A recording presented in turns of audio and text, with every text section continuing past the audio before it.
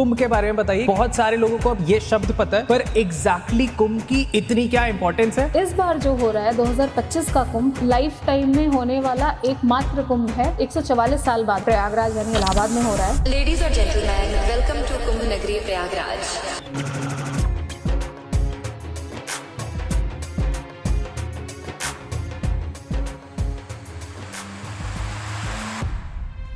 कुंभ की क्या कथा है हमारे हिस्ट्री में? जब समुद्र मंथन हुआ था तो धन्वंतरी कलश लेके निकले थे जिसमें अमृत था। उस कलश को बचाने के लिए इंद्रदेव वहां से कलश लेकर भागे थे स्वर्ग की तरफ ताकि दैत्यों से वो बचा पाए। उस छीना झपटी में 4 जगह जो है अमृत की बूंदें गिर गई थी, नासिक, उज्जैन, हरिद्वार और प्रयागराज। स्नान का महत्व क्यों है? ये कहा जाता है कि अगर आप कुंभ में जब नहाते हैं उस समय नदियों का जल जो है वो अमृतमयी हो जाता है, तो आपको लिबरेशन और मोक्ष की प्राप्ति होती है। थोड़ा कुछ अखाड़ों के बारे में बताइए आप। 13 अखाड़े हैं भारत में और ये अखाड़े शंकराचार्य जी ने बनाए थे 9th सेंचुरी में। जब आप किसी भी अखाड़े से बिलोंग करते हैं आपको वहाँ के सारे रूल्स फॉलो करने पड़ते हैं। IITN बाबा और IIT बाबा करके जो भी फेमस हुए हैं उनको जूना अखाड़ा ने एक्सपेल कर दिया है। क्यों? क्योंकि बहुत सारे बाबाओं का एग्रेशन भी आ रहा है अगली वीडियो में से। और नमस्कार दोस्तों, मैं अभी उज्जैन में हूँ करंटली, और हमने जो आपको प्रॉमिस किया था कि हम बहुत एक एक्सट्रीमली चीज लेके आ रहे हैं आपके लिए, उसकी रिकॉर्डिंग पे थे। और मौनी अमावस्या के टाइम पे जो कुंभ मेले में हुआ, मैं उसके लिए बहुत ज्यादा दुखी हूँ। बड़ी घटना हो गई है संगम में, ये बड़ी घटना हुई है। अचानक भीड़ आ गई, भीड़ में हम फंस गए। लड़की तो हालत था, मेरा माँ खो गया, शांति देवी आओ। 2 बजे से कंप्लेन कर कर हम थक गए हैं। अपनी जान है तो जहान है। आप लोग जितना भी स्पिरिचुअल होएं, आप लोग जितना भी सब कुछ करें वो बहुत अच्छा है, पर अगर जान ही नहीं है तो कोई फायदा नहीं है। तो प्लीज हाथ जोड़ के मेरी पूरी टीम की तरफ से और मेरी तरफ से एक रिक्वेस्ट है कि आप प्रशासन के साथ बने रहें, सम्मान करें उनका, उनके नियमों का थोड़ा पालन करें। कुंभ जाएं, कुंभ जाना गलत नहीं है, कुंभ जाने से घबराए ना, क्योंकि कुंभ में अभी बहुत सारे लोग हैं और मैं भी बहुत जल्द कुंभ जा रहा हूँ। कुंभ में कुछ गड़बड़ नहीं है, पर गड़बड़ तब होती है जब आप प्रशासन का सम्मान नहीं करते। तो हाथ जोड़ के रिक्वेस्ट है, आप जाइए कुंभ, ये पॉडकास्ट देखिए, इससे आपको पूरा समझ आएगा कुंभ की क्या महत्व है, कुंभ क्यों जाना चाहिए, और ये कुंभ के बारे में सब कुछ है। पर बस एक रिक्वेस्ट है, हम लोग बहुत ज्यादा सैड हुए थे ये सारी स्टोरी सुन के, वो एक्चुअली दिल दुखा था। So please stay safe and ध्यान रखें। आज के इस Adon Talks Hindi podcast very special episode, मैं यूजुअली स्पेशल बोलता हूं बट आज it's very special episode because आप इस टाइम पे सिर्फ इंडिया में ही नहीं, आप हिंदुस्तान के बाहर भी है ना, तो आपको सिर्फ एक ही आवाज, एक ही शब्द और एक ही चीज की बात सुनाई दे रही है और दिखाई दे रही है अगर आप इंस्टाग्राम या कोई भी सोशल मीडिया खोलते हो, वो है कुंभ, या मैं कहूँ महाकुंभ। पर बहुत सारे लोगों को ना अभी भी बहुत सारे डाउट्स हैं कि क्या होते हैं अखाड़े, क्या होते हैं साधु बाबा, कैसे वहां पे चीजें हो रही हैं, क्यों इतना बड़ा है ये हिंदू धर्म में, और क्यों अंग्रेज भी आ रहे हैं। बहुत सारे थॉट्स हैं, बहुत सारे डाउट्स हैं, बहुत सारा आपके अंदर जितने भी सवाल हैं आज सारे हम क्लियर कर लेंगे, क्योंकि मेरे को भी पर्सनली बहुत सारे सवाल हैं और एक बहुत स्पेशल गेस्ट के साथ हम ये पॉडकास्ट कर रहे हैं। सो जो पहली बार एडॉन टॉक्स पे डेब्यू कर रहे हैं, thank you ma'am, thank you so much आने के लिए। थोड़ा सा आप जल्दी से अपने बारे में बताइए, फिर हम कुंभ के बारे में बात करेंगे।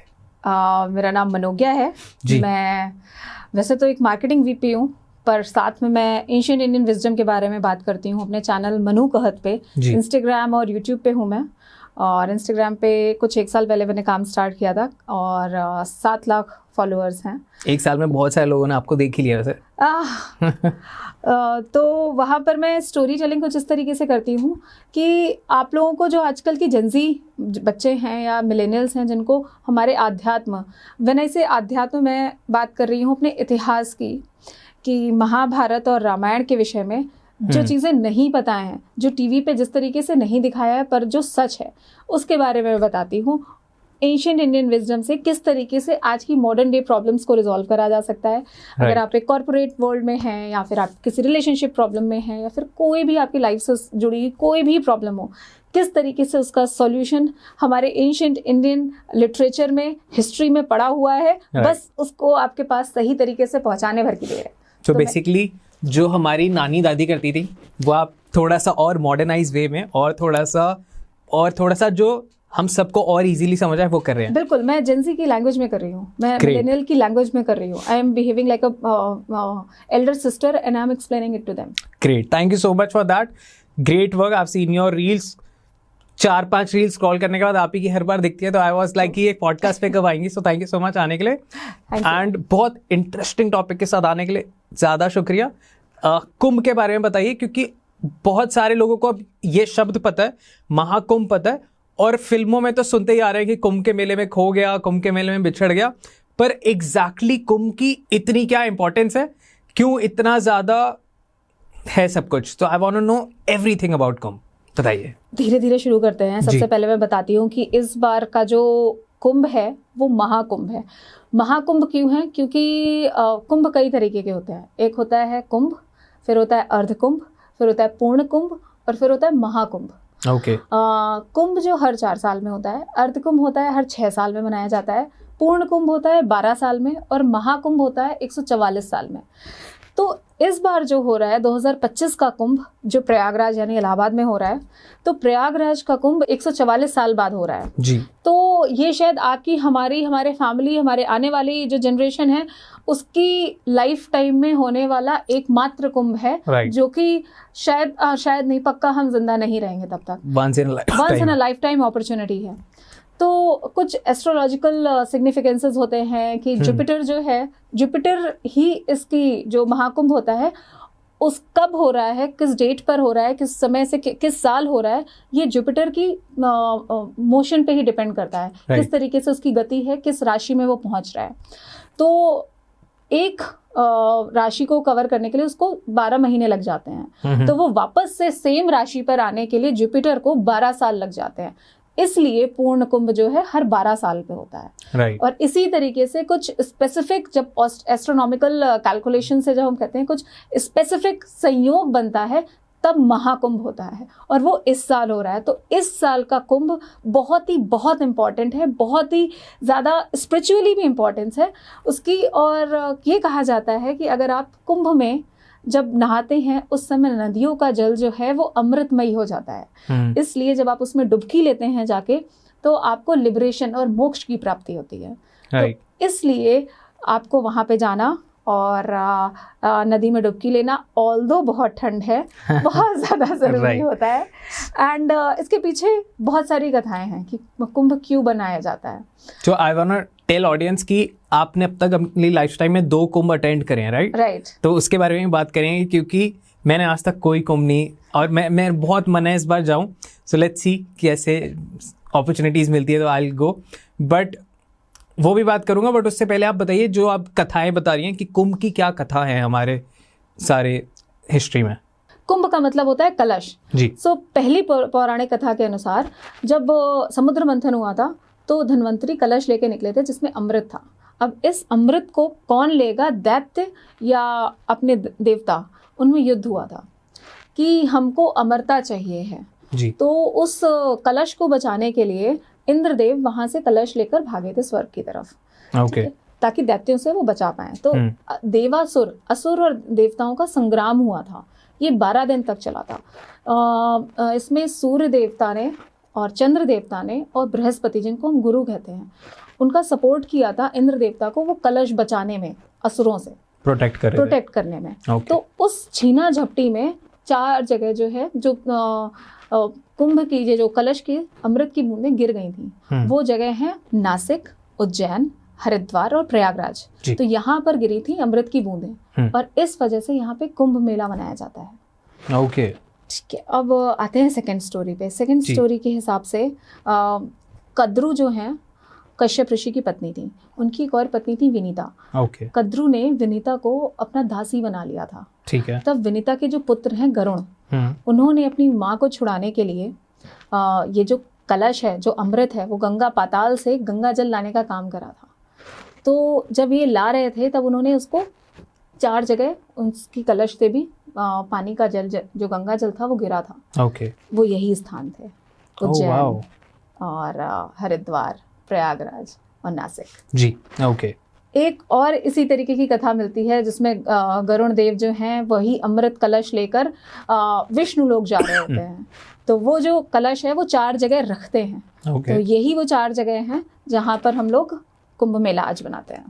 सो बेसिकली 3 बहुत स्ट्रॉन्ग हमारे को हिस्ट्री में से स्टोरीज मिलती है जो कुंभ मेला को बैक करती हैं, बैक Right. सपोर्ट देती हैं, राइट जिसकी वजह से ये और महत्वपूर्ण हो जाता है। राइट। तो अगर हम आज की प्रेजेंट रियलिटी के हिसाब से देखें तो हमको इन जगह पे स्नान करना सबसे ज़्यादा इम्पोर्टेंट है। क्यों है स्नान करना इम्पोर्टेंट? लाइक जाके दर्शन भी करके आ सकते हैं, छिड़क के भी आ सकते हैं, स्नान का महत्व क्यों है इतना?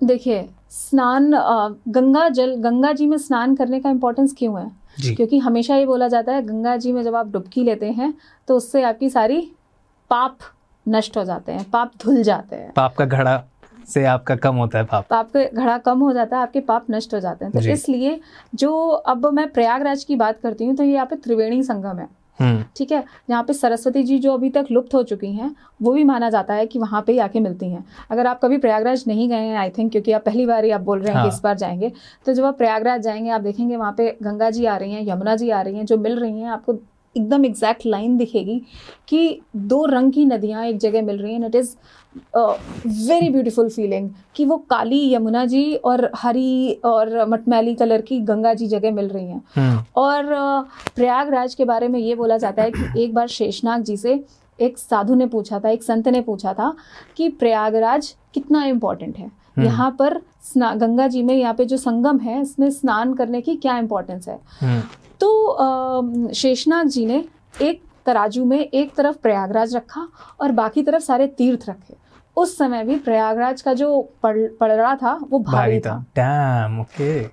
तो और जो सप्तपुरियां बोला जाता है कि जहाँ पे आपका जीवन अगर आप खत्म करते हैं या फिर आपको बहाया जाता है, आपकी अस्थियों को प्रवाहित किया जाता है तो आपको मोक्ष मिलता है। तो ये सप्त नगरियों में से एक है। तो इसलिए गंगा यमुना के संगम में, गंगा यमुना सरस्वती के त्रिवेणी संगम में नहाने से, डुबकी लेने से मोक्ष मिलता है। ग्रेट। सो आई गेस जितने भी लोग देख रहे हैं सबको ही जाना चाहिए, सबको जाना चाहिए। This is irrespective of one chance, last one chance, irrespective of your caste, irrespective of your sex, irrespective of your belief, सबके लिए ओपन है, हर रिलीजन के लिए, हर सारी पूरे विश्व के लिए ये ओपन है। आपको जरूर जाना चाहिए। राइट। सो थोड़ा सा अभी के सिनारियोस को समझते हैं कि आपने लाइफ में 2 बार ऑलरेडी कुंभ अटेंड किए, बट ये वाला आप भी फर्स्ट टाइम अटेंड कर रहे हो क्योंकि ये महाकुंभ है, Right. जो 144 ईयर्स में एक बार आता है। सो अब क्या डिफरेंस होता है? लाइक कुंभ मेला कैसा होता है, थोड़ा सा अगर आप वैसा बताओगे कि अभी तो बहुत रील्स देख रहे हैं बट एक्चुअल वहां पे जाते हैं तो क्या होती है वाइब्स, कैसा होता है कुंभ मेला, और फिर जो आपने अटेंड किए और जो ये है इनमें क्या डिफरेंस है? मैंने 2013 का एक पूर्ण कुंभ अटेंड किया है जी। मैंने 2019 का एक अर्ध कुंभ अटेंड किया है और अब मैं अटेंड करूंगी ये महाकुंभ।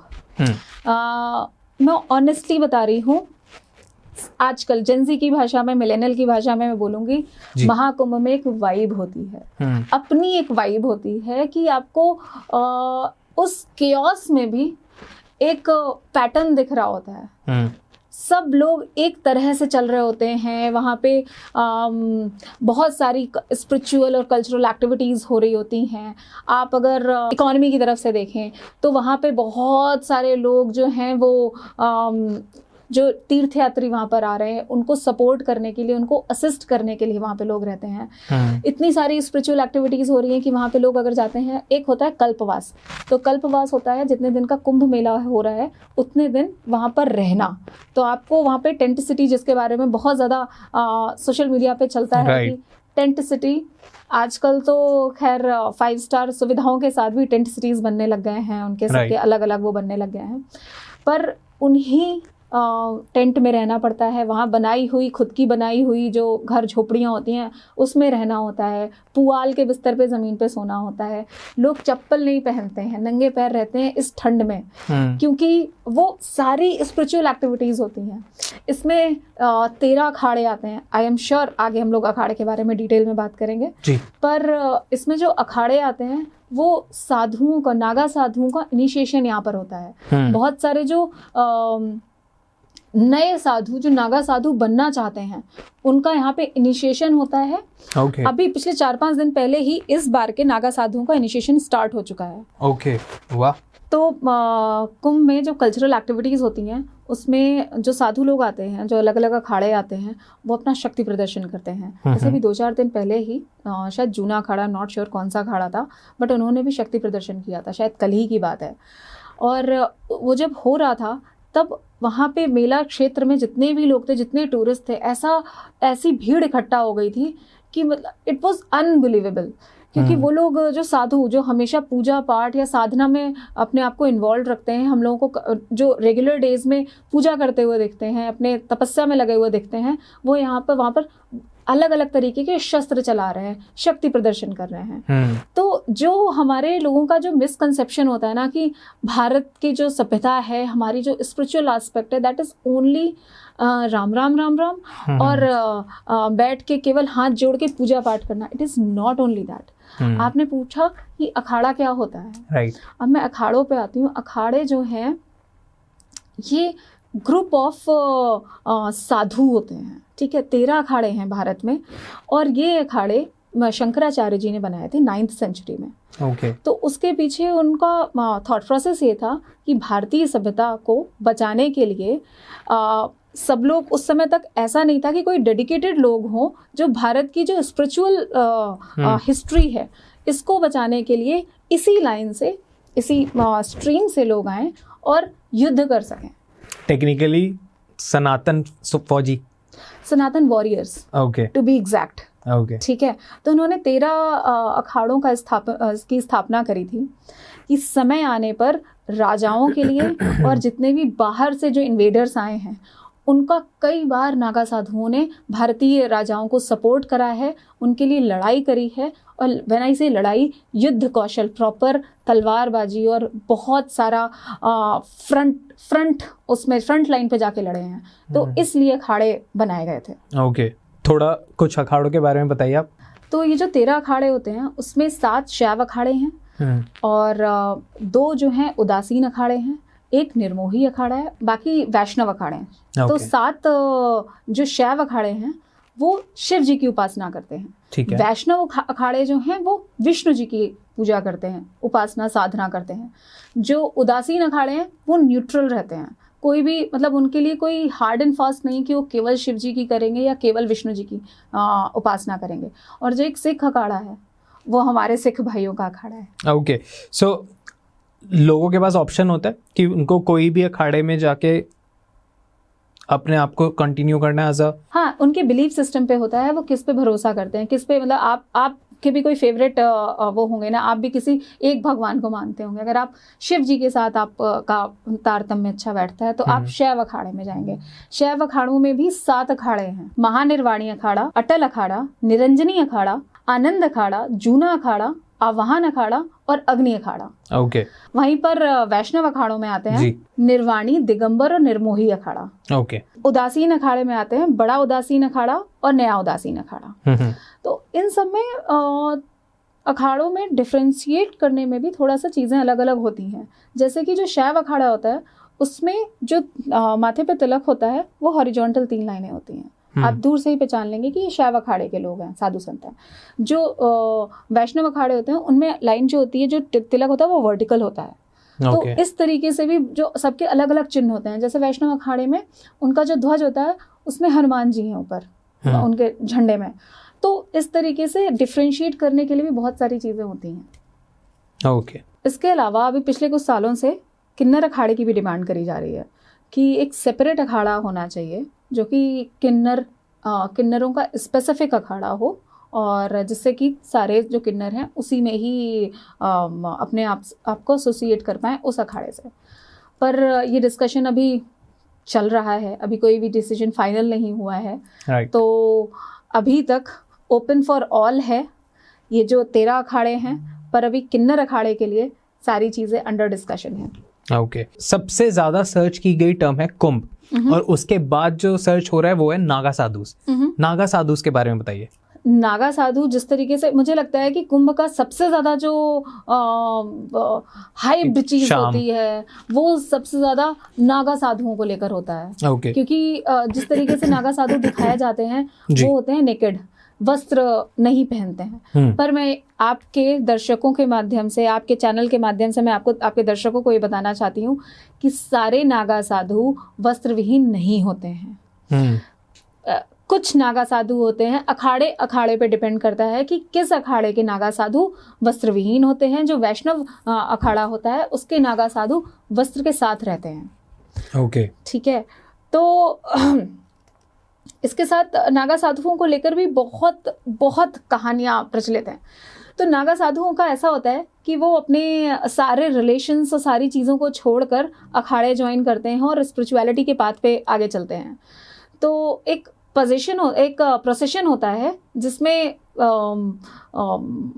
सारे अखाड़ों को एक मार्चिंग ऑर्डर दिया जाता है कि किस सीक्वेंस में, जब शाही स्नान होता है तब एक सीक्वेंस में आगे सब नहाने जाते हैं। तो ये सरकार की तरफ से डिफाइंड होता है हर बार कि क्या मार्चिंग ऑर्डर है, कि पहले शैव अखाड़े में जाएंगे। शैव अखाड़ा सबसे पहले शाही स्नान में स्नान करेगा संगम में। उसमें भी सबसे पहले शैव में भी कौन सा अखाड़ा जाएगा, तो देयर इज़ अ ऑर्डर और सारे लोग उसको फॉलो करते हैं।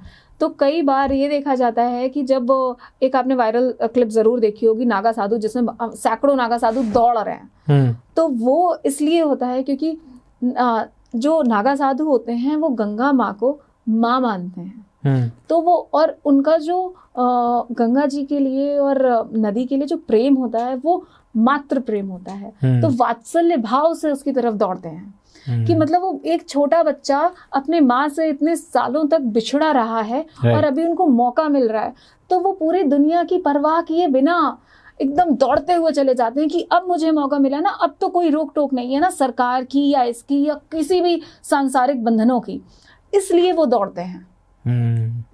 और आप देखेंगे कि जब वो डुबकी ले रहे हैं, आप ज़रूर अपने दर्शकों को एक वीडियो दिखाइएगा कि कितने खुश हैं जिस समय वो गंगा जी में और संगम में वो डुबकी ले रहे हैं, एकदम खेल रहे होते हैं गंगा जल में वो समय, छोटे बच्चों की तरीके। ओके, अब ये महाकुंभ है, ये क्यों इतना स्पेशल है और इसके क्या चार्म्स हैं, इसकी क्या हाइलाइट्स हैं? सरकार ने बहुत ही ज़्यादा एफर्ट्स करे हैं इस पूर्ण कुंभ को, इस महाकुंभ को हर व्यक्ति तक पहुंचाने के लिए। राइट।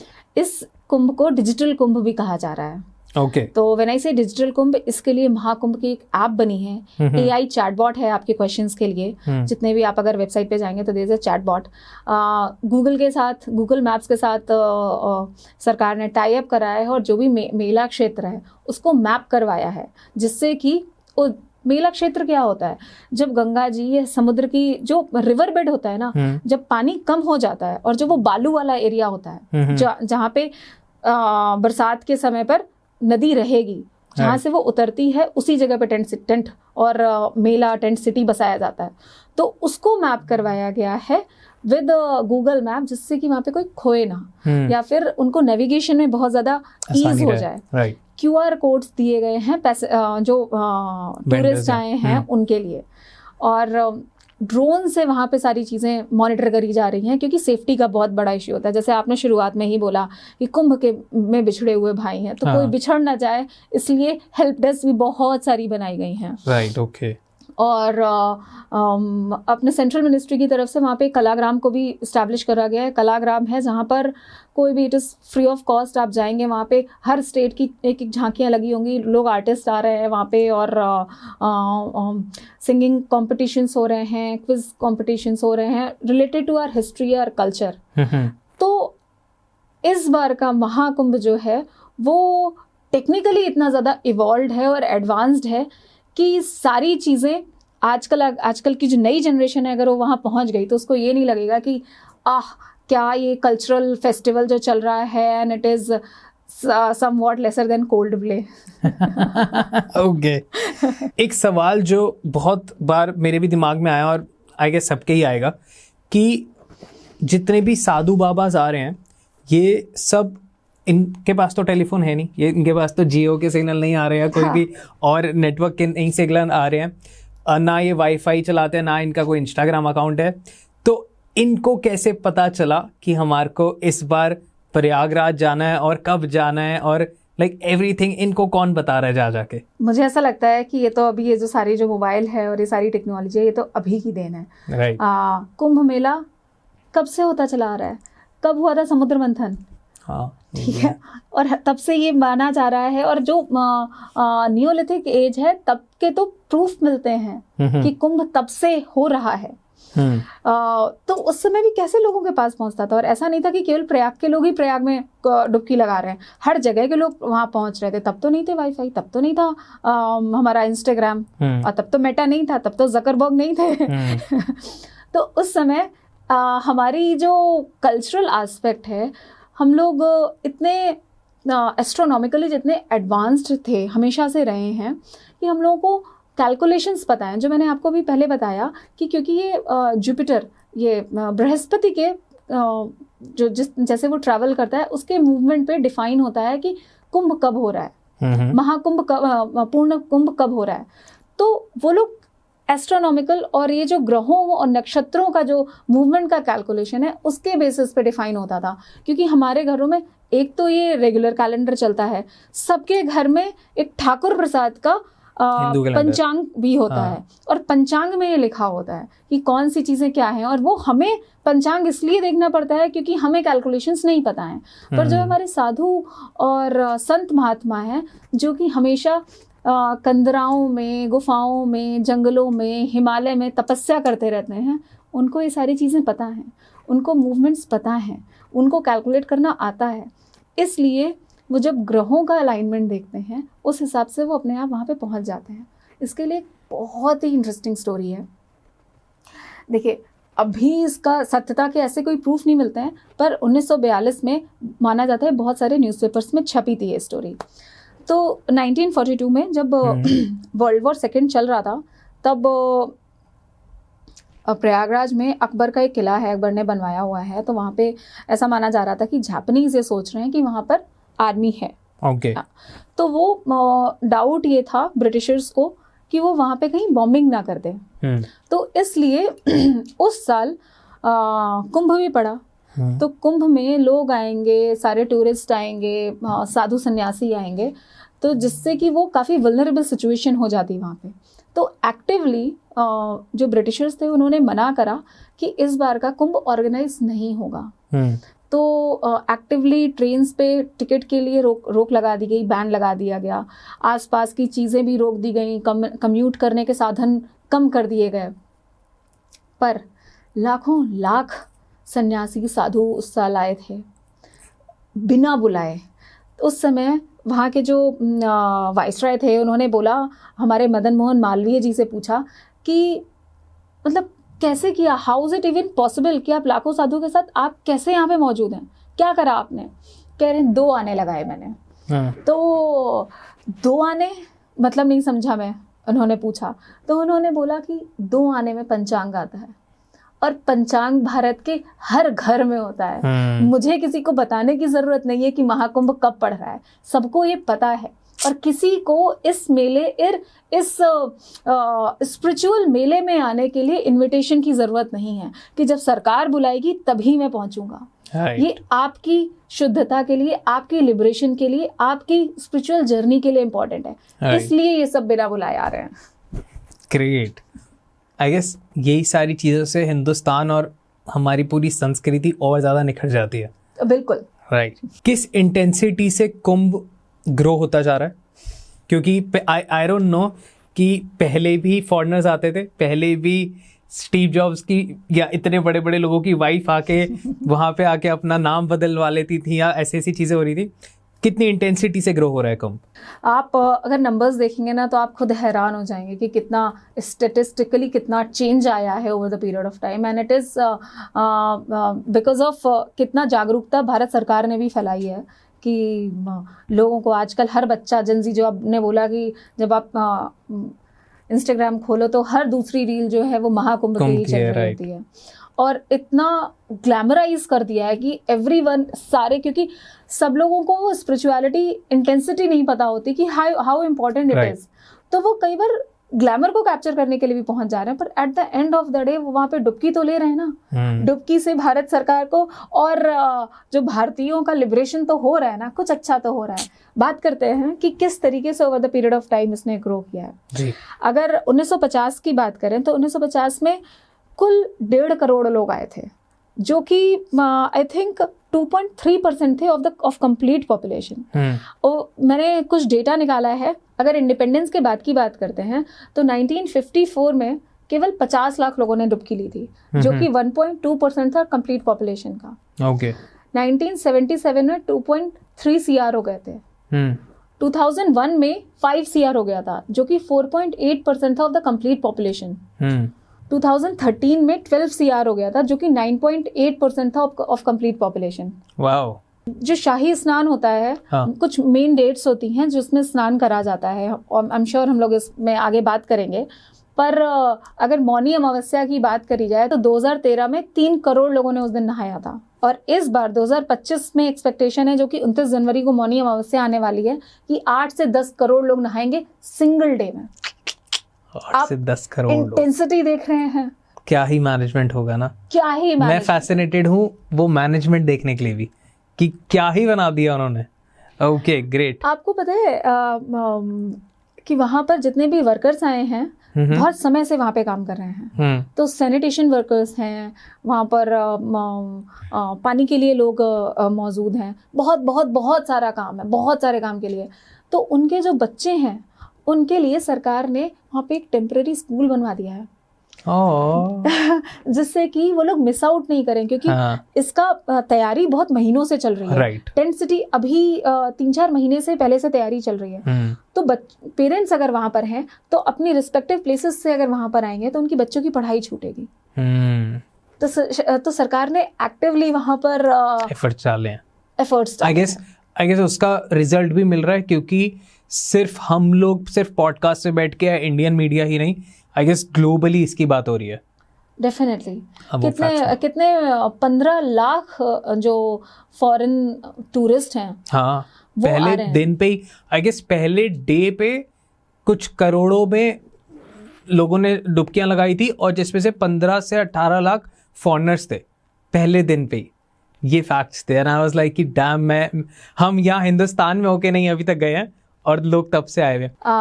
जो 15 लाख विदेशी आ रहे हैं, उसके अलावा 10 देशों के डेलीगेशंस भी आ रहे हैं, सरकारी डेलीगेशंस। तो आपको इंटेंसिटी और वो समझ में आता है कि लोग ग्लोबली कितना सीरियसली ले रहे हैं, किस तरीके से यूनेस्को ने इसको एक्सेप्ट किया है, इसको लेजिटिमाइज करा है। कि इसके बाद क्या होगा कि भारत के इस स्पिरिचुअल गैदरिंग को, इस मेला को डॉक्यूमेंटाइज करा जाने लग जाएगा।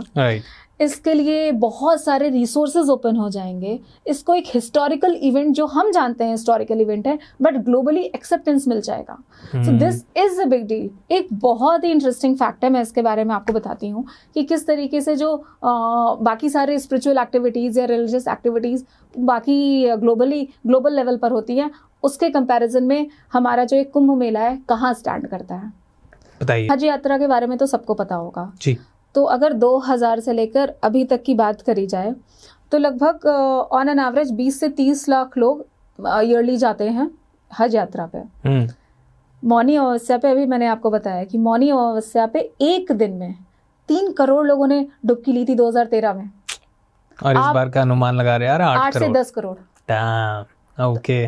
कितना विदेशी जो टूरिस्ट है वो उसका ग्रैंडनेस देखने के लिए आते हैं। आप उनके इंटरव्यूज देखिए टीवी चैनल्स पे, सब ये बोल रहे होते हैं कि मुझे मैनेजमेंट देखना है, जैसा आपने बोला कि मुझे भी उत्सुकता है कि वहाँ पे किस तरीके से सरकार से इतने स्मूथली मैनेज कर रही है, और कैसे सारी चीज़ों को, अपने सारे डिफरेंसेस को भूल के हर तरीके के लोग वहाँ पर एक साथ इकट्ठा होते हैं with the same mindset, with the same love for our culture and liberation. अभी रिसेंटली ही अभी आपको पता चला होगा कि एक पंडाल में आग लग गई थी। विद इन 30 मिनट्स उसको रेस्क्यू कर लिया गया था। हाँ, उसको न्यूट्रलाइज कर दिया गया था। That's management. Exactly. I'm proud of everything जो भी हो रहा है ना, I'm so proud. Okay, बहुत सारे जेंजी हैं जिनको अभी तक नहीं समझ आ रहा कि क्या हो रहा है, क्यों हो रहा है, अभी तक उनको वो एसेंस नहीं मिल रहा है, तो उनको क्या बताना चाहोगे कि क्या उनको जाना चाहिए और क्या बेनिफिट्स उनको मिलेंगे? बिकॉज जेनजीज आजकल बहुत ना कि हमको क्या मिलेगा, हमारे को वाइब मैच होगी या नहीं होगी, तो उनको क्या बोलना चाहोगे आप? मैं ये सबसे पहले तो ये बोलना चाहूँगी कि कोल्ड प्ले 3 घंटे का था। हाँ आपने उसके टिकट के लिए इतनी मारा मारी करी, हाँ इतना ब्लैक में टिकट खरीदा सबने, और लोगों ने ब्लैक टिकट किया भी, राइट। पर यहाँ पे कोई एंट्री फीस नहीं है। वहाँ पे आप क्यों वाइब कर रहे थे कि आपके वो गाना गा रहा है एक व्यक्ति और आप इतनी भीड़ में एक साथ एंजॉय कर रहे हो। आपको यहाँ पर करोड़ों करोड़ लोग एक साथ एक जगह पर मिलेंगे, राइट, और सब एक सिंक में चल रहे होंगे। मेरी आपसे केवल एक प्रार्थना है कि रील बनाने के लिए वहाँ पे मत जाएं, कि रील बनाना आपका मोटिव नहीं होना चाहिए। उस स्पिरिचुअल जर्नी के लिए आपको अंदर से एहसास होगा कि कितना इम्पोर्टेंट है लोगों के लिए, जो लोग यहाँ पर आए हुए हैं उनसे कनेक्ट करें, उनसे बात करें। कितने तरीके के वहाँ पे साधु महात्मा लोग हैं, उनसे उनकी जर्नी के बारे में पूछें, तो आपको भी एक वो पर्सपेक्टिव दिखेगा कि जितनी भी फॉल्स नेरेटिव्स हैं हमारी कल्चर को लेके, कि बहुत ही ऑर्थोडॉक्स कल्चर है, बहुत ही आपको बांधने वाला धर्म है, वहाँ पे आपको समझ में आएगा कि भाई जैसे साधु जो आपको लगता है केवल पूजा करते हैं, उफ ये तो बहुत ज़्यादा अपने शस्त्र के प्रदर्शन में भी बहुत ज़्यादा एडवांस्ड हैं। तो आपको एक भारतीय संस्कृति को देखने का एक पूरा नज़रिया ही बदल जाएगा। राइट, आई गेस कि बहुत ज़्यादा एक्सपोजर मिलेगा। आपको बहुत सारी चीज़ें ऐसी पता ही नहीं है जो हमारे कल्चर में चल रही हैं, वो सारी चीज़ें समझ आएंगी। और अब मे बी आप कुछ जो ढूंढते रहते हो ना कि what's my type, what's my thing, शायद वो वहाँ जाके आपको मिल भी जाए कि व्हाट्स योर टाइप। एनीवेज, आप कुंभ गए हो, आपने अटेंड किया, कैसा होता है कुंभ? लाइक कैसा होता है, मतलब कि क्या दिख रहा होता है, कैसे लोग होते हैं, शोर बच रहा होता है, क्या खाना मिल रहा होता है, लाइक एवरीथिंग? मैंने आपको बताया ना कि वो केओस में भी एक सुकून है। सुकून तो है ही, पर एक केओस में भी एक पैटर्न है कि कुछ लोग नहा रहे हैं, कुछ लोग जा रहे हैं।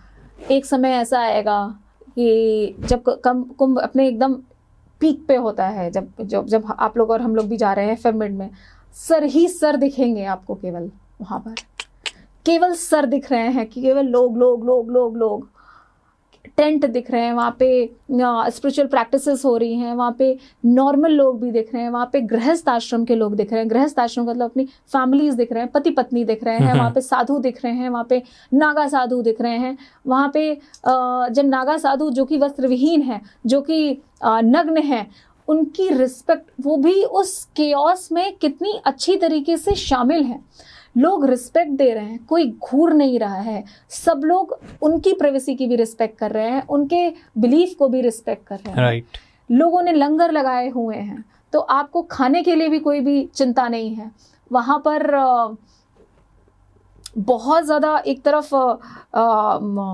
चेंजिंग रूम्स भी होते हैं, क्योंकि महिलाएं नहा रही होती हैं, तो सबके लिए अलग अलग सेक्शंस बनाए हुए होते हैं, और सब एक साथ डुबकी ले रहे होते हैं, सब जय गंगा मैया कर रहे होते हैं। तो वो एक जो फीलिंग है कि सामूहिकता में एकता की फीलिंग, आपको वहाँ पे सेंस ऑफ बिलोंगिंग आएगी कि मैं भारतीय हूँ, मैं हिंदू हूँ, मैं इतने इनरिच्ड कल्चर से बिलोंग करता हूँ, and you will trust me, you are gonna feel proud. देखो आपकी बातें सुन के ही हो रहा है, ऐसे रोंगटे खड़े हो रहे हैं, ऐसे फील हो रहा है मैं सनातनी हूँ।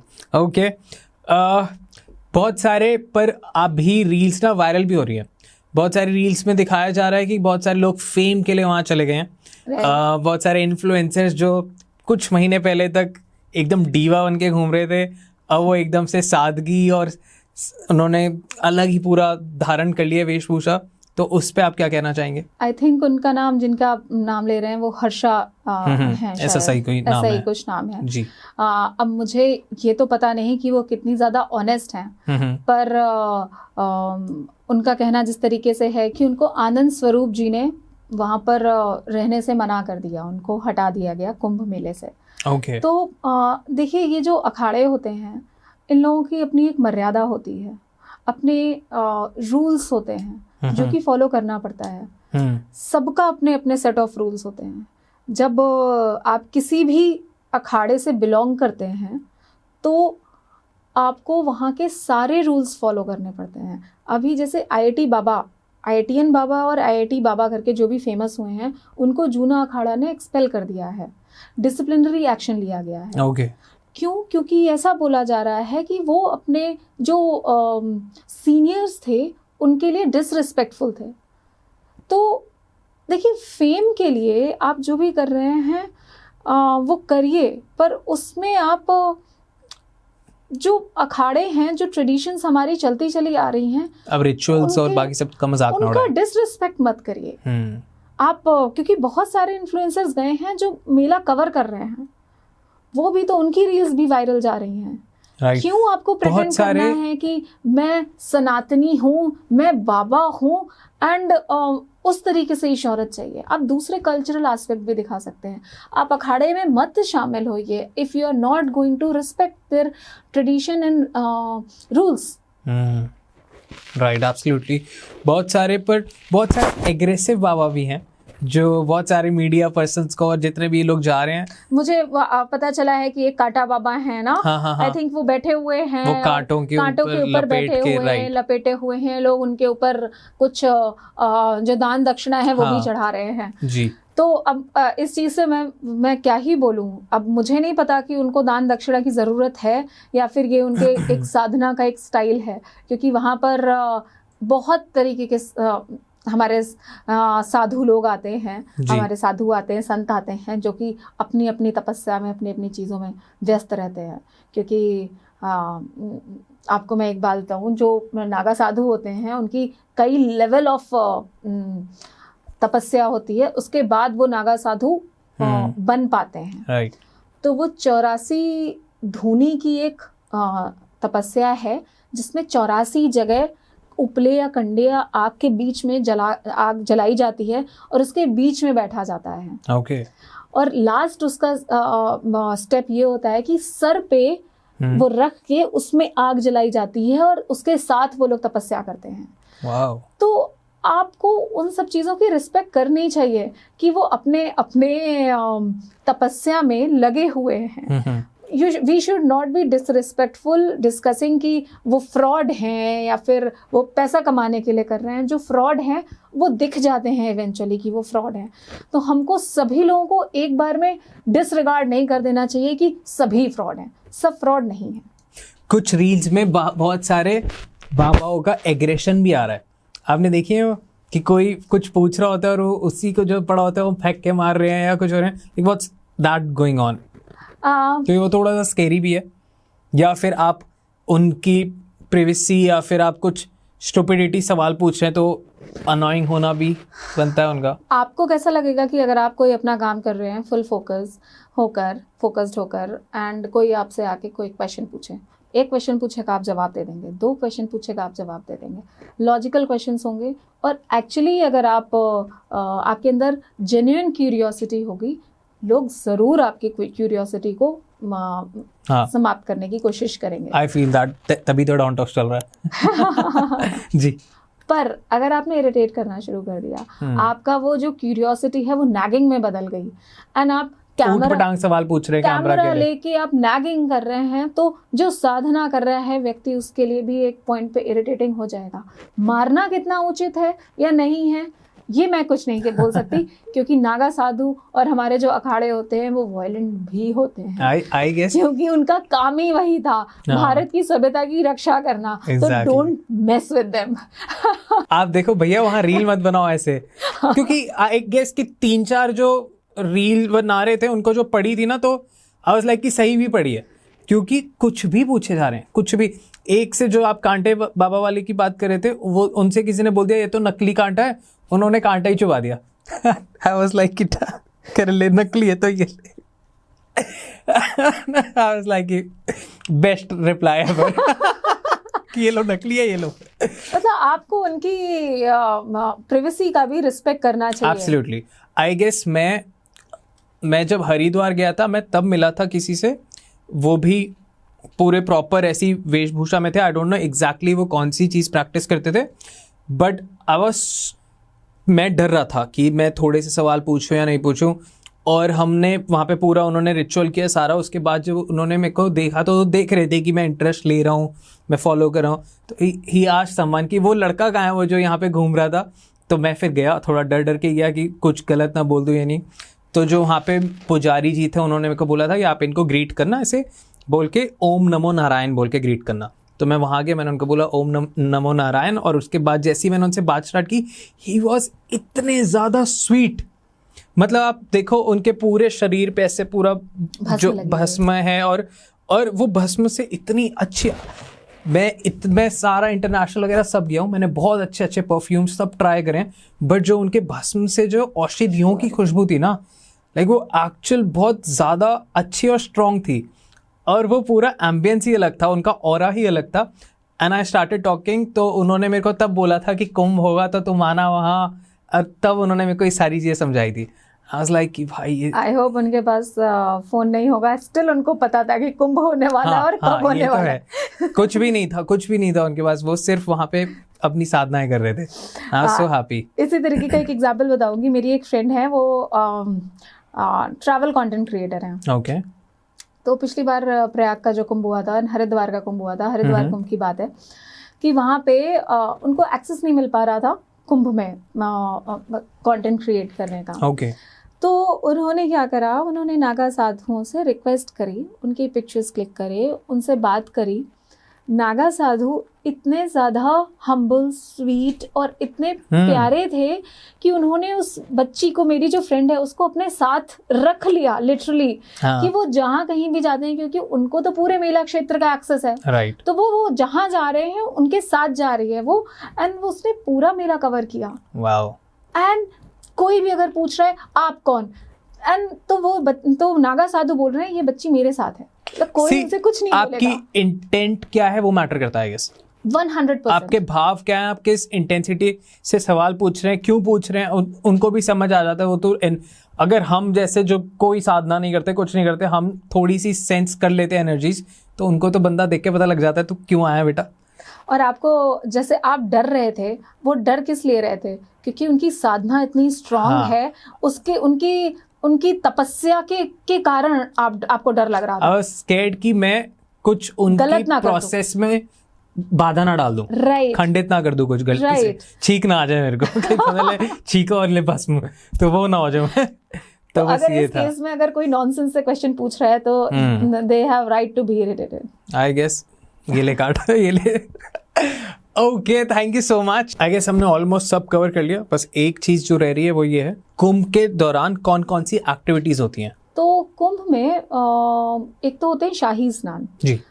शाही स्नान के बारे में हमने पहले बात करी है. तो ये अगेन एस्ट्रोनॉमिकल ऐसी अलाइनमेंट्स होते हैं जिस दिन नहाना और अच्छा हो जाता है. मतलब इसीलिए उसका नाम ही शाही स्नान बोला गया है कि उस दिन नहाने का इम्पोर्टेंस ज़्यादा है, डुबकी लेने का इम्पोर्टेंस ज़्यादा है. जैसे मैंने बात करी थी Mauni Amavasya. Mauni Amavasya is one of the शाही स्नान. ओके. तो शाही स्नान कौन कौन से हैं? 13 जनवरी को एक हुआ है, 14 जनवरी को मकर संक्रांति का शाही स्नान होता है. सबसे बड़ा शाही स्नान 14 जनवरी का मकर संक्रांति का होता है. ओके. फिर इस साल 29 जनवरी को मौनी अमावस्या का है. फिर उसके बाद 3 फरवरी को बसंत पंचमी पे है. फिर उसके बाद 12 फरवरी को माघी पूर्णिमा है, उस तब पे है. ओके. फिर उसके बाद 3, 12, 26 को महाशिवरात्रि है और इसके साथ ही कुंभ मेला खत्म हो रहा है. तो आखिरी जो स्नान है वो शाही स्नान के साथ 26 फरवरी को महाशिवरात्रि वाले दिन होगा. तो एक तो शाही स्नान होता है, एक होता है कल्पवास. कल्पवास होता है 45 दिन का, जो वहाँ पर 45 दिन आके जितने दिन भी हमारा महाकुंभ चल रहा है या कुंभ चल रहा है, तो उतने दिन वहाँ पर आके लोग रहते हैं. ये जनरली गृहस्थ लोग रहते हैं, पति पत्नी रहते हैं. ओके. और वो वहाँ पे 45 दिन तक सारी स्पिरिचुअल एक्टिविटीज़ में पार्टिसिपेट करते हैं. पुआल बिछा के सोते हैं, एक बार भोजन करते हैं, और जो साधु संत और उन सब के साथ मोस्टली स्पिरिचुअल एक्टिविटीज़ में इन्वॉल्व रहते हैं. सुबह 4 बजे जागते हैं, तभी वो लोग डुबकी लेते हैं गंगा जी में। और आइडियली ऐसा होना चाहिए कि कोई भी हीटर या वो वैसी उस टाइप की चीज़ें वहाँ पे नहीं होनी चाहिए कल्पवास के दौरान। पर अभी it is very difficult to be in that situation कि इतना ठंड है, लोगों की तबीयत ख़राब हो जाएगी। तो अभी थोड़ा बहुत लोग इस तरीके की चीज़ें हीटर वगैरह रखने लग गए हैं। पर 45 दिन के वास को मेला क्षेत्र में कल्पवास कहा जाता है। और इससे जो आपकी लिबरेशन की जो जर्नी है, मोक्ष प्राप्ति की जर्नी है, वो और उसमें आप एक स्टेप और ऊपर चले जाते हैं। 12 कल्पवास के बाद, आई थिंक नंबर के लिए I am not sure, but 12 कल्पवास के बाद शय्यादान होता है। शय्यादान में, जिसमें शय्या का मतलब होता है आपका बिस्तर, तो अब बिस्तर एक सिंबॉलिक चीज़ होती है कि आप अपना सब कुछ दान कर देते हैं। राइट। सिंबॉलिकली जितना भी आपके पास वो है वो सब दान कर देते हैं, तो ये शय्यादान करा जाता है। और 12 कल्पवास ही करते हैं। शय्यादान के बाद आप उससे निवृत्त हो जाते हैं, तो मतलब यू आर डन। ग्रेट। मोक्ष के पास एक और कदम ऊपर। लवली। व्रत भी रखे जाते हैं और परिक्रमा भी होती है उस समय पे। तो व्रत माना जाता है कि जब अगर आप ऑनेस्टली वहाँ पर एक स्पिरिचुअल लैंडमार्क की तरह, स्पिरिचुअल जर्नी के थ्रू के कारण आप वहाँ पे जा रहे हैं, तो आपको व्रत रखना चाहिए ड्यूरिंग कुंभ मेला। और अगर आप नहीं भी रख पा रहे हैं तो उसमें एक एकादशी आती है, तो उसमें ज़रूर व्रत रखना चाहिए। ओके। तो इसके अलावा भी बहुत सारी चीज़ें होती हैं जो कि स्पेसिफिक टू साधुज होती हैं। जो साधु लोग होते हैं कि वो लोग मुंडन कराते हैं, क्योंकि जब उनका इनिशिएशन होता है तो वो सारी सांसारिक चीज़ों से त्याग कर देते हैं, तो वो अपना ही पिंडदान करते हैं वहाँ पर। क्योंकि वो मुंडन कराते हैं, ऊपर शरीर के ऊपर वाले हिस्से में कुछ भी नहीं पहनते हैं, चप्पल नहीं पहनते हैं ड्यूरिंग दैट। फिर उसका उनका इनिशिएशन होता है, तब वो अपनी स्पिरिचुअल जर्नी, वो साधुत्व की जो जर्नी होती है, उसको वहाँ से स्टार्ट करते हैं। ग्रेट। तो आपको जितना ग्लैमरस दिखेगा, उसके साथ ही बहुत ही इम्पोर्टेंट चीज़ें वहाँ पर पैरेलली हो रही होती हैं। वहाँ पर जो अखाड़े होते हैं, वहाँ पर अखाड़ों के बीच में कई बार डिस्प्यूट्स हो जाते हैं। तो कहीं पे डिस्प्यूट हुए हैं ऑल ओवर इंडिया, वो वहाँ पर आकर कुंभ मेला में रिजॉल्व होते हैं। सबके हेड्स बैठेंगे, बातें करेंगे, सभा लगेगी एंड रिजॉल्व होगा।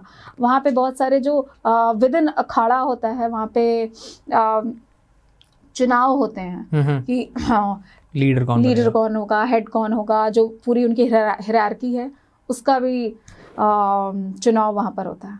बस इतना ही बोलना चाहूँगा मैं, और ऑडियंस भी मेरी तरह ही सोच रही होगी कि बस अब कुंभ जाना है। कुंभ बिल्कुल जाइए, मतलब किसी भी चीज़ के लिए कुंभ को मिस नहीं करना चाहिए। Right. Perfect. Thank you so much Adon Talks पे आने के लिए। आखिरी सवाल मैं सबसे पूछता हूँ, आपसे ही पूछूंगा, कैसा रहा आपका अडॉन टॉक्स का experience? How was I as a host? कैसा रहा? मुझे बहुत मज़ा आया, बहुत आनंद आया। मुझे ऐसा लगता है कि कुंभ में एक बार हम सब लोग जाएं जी, और उसके बाद हम एक एक्सपीरियंस पे एक और कॉन्वर्सेशन करें। 100% आई वांट कि महाकुंभ का भी एक पॉडकास्ट आपके साथ करें कि कैसा रहा आपका एक्सपीरियंस वहाँ पे भी। Okay, thank you so much. Thank you so much.